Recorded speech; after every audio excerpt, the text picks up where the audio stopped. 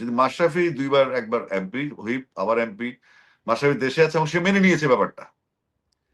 আর আরেকজন তো ৩ আগস্টের কথা আলোচনা হলো, তাহলে ওরা দেশে থাকতে পারলে তাহলে সাকিবের সাথে বৈষম্যটা হচ্ছে, এবং বৈষম্য বিরোধী যে মানসিকতা আমাদের এখনো আছে, তো সেই মানসিকতার লোকজনেরও চিন্তা, বৈষম্য বিরোধী ছাত্র আন্দোলনের যে যারা আছেন তাদেরও ভাবনার খোরাক ঢুকবে এখানে, যে এই দুজন তো দেশে থাকতে পারে।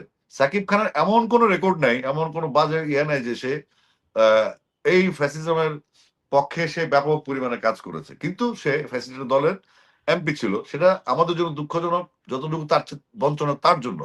তো আমরা এখন যখন সাকিবের কথা বলি, এটাকে আমি নিজে ব্যক্তিগতভাবে আমি মনে করি যে এই নৌকার ভোট করেছে এই জন্য তার শাস্তি হওয়া দরকার।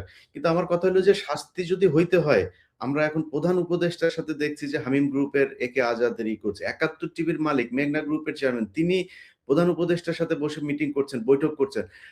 সময় টিভিতে খুনের আসামি, ৫ খুনের আসামির মামলার আসামিরা বসে আছেন, বিভিন্ন গণমাধ্যমে বসে আছেন। তো তাদের কোনো সমস্যা হচ্ছে না। কিছু কিছু মানুষ, মানে সাকিবকে তো আসলে আপনার ভালোবাসার দরকার নাই। সাকিব বাংলাদেশের ক্রিকেটের জন্য তাকে প্রচন্ড রকমের, এটা দেশের জন্য দরকার।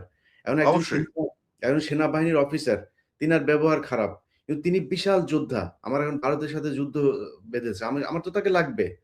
তো আপনি অবশ্যই তাকে পানিশমেন্ট দিচ্ছেন, সেই একই ক্যাটাগরিতে অনেককে বাঁচিয়ে দিচ্ছেন। আমাদের প্রশ্নটা হচ্ছে সেই জায়গাটাতে।